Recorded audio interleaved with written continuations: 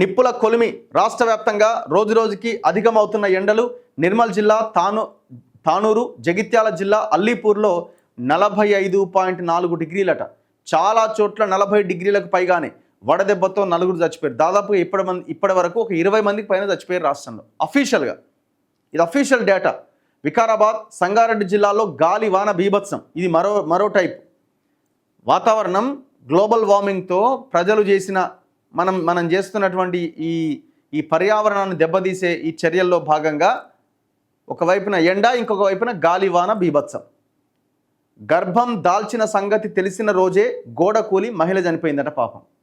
ఏదా వానలకి. ఇంత ఘోరం చూడండి పాపం ఆమె.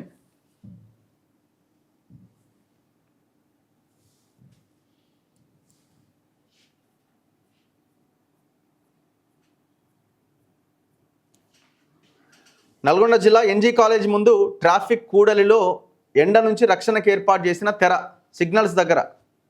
కానీ ముఖ్యంగా ఎక్కువగా బాధపడేది ట్రాఫిక్లో అంటే ఈ బైక్ల మీద వెళ్ళే వాళ్ళు చాలా దారుణంగా ఉంటుంది వాళ్ళ పరిస్థితి. ముఖ్యంగా ఈ స్విగ్గీ, జొమాటో, ర్యాపిడో, ఉబర్, ఈ బైక్స్ నడిపే వాళ్ళ పరిస్థితి చాలా ఘోరంగా ఉంటుంది.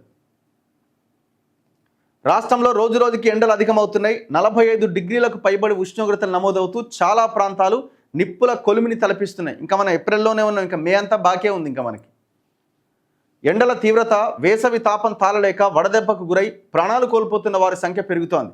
జగిత్యాల జిల్లాలోని చాలా ప్రాంతాల్లో 45 డిగ్రీలకు పైబడి ఉష్ణోగ్రతలు నమోదయ్యాయి. జగిత్యాల జిల్లా రాయకల్ మండలం అల్లీపూర్లో, నిర్మల్ జిల్లా తానూరులో గురువారం అత్యధికంగా 45.4 డిగ్రీల ఉష్ణోగ్రత నమోదైంది.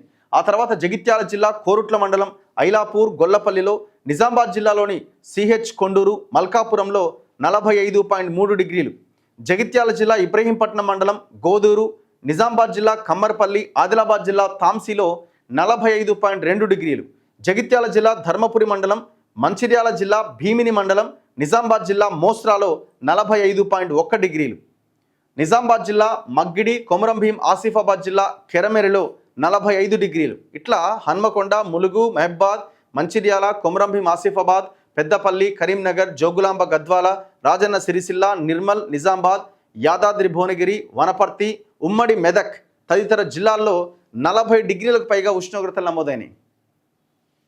వడదెబ్బతో 4 చచ్చిపోయారు. ఖమ్మం జిల్లా సత్తుపల్లిలో 1, పెనుబల్లి మండలంలోని కొత్తకారాయిగూడెంకు చెందిన ఇంకొక ఆయన ఏజ్ 37 ఇయర్సే, జనగామకు చెందిన అలిసరి ప్రసాద్, జగిత్యాల జిల్లా గోపాలరావుపేటకు చెందిన కొల్లూరి గంగారాం చనిపోయారు పాపం.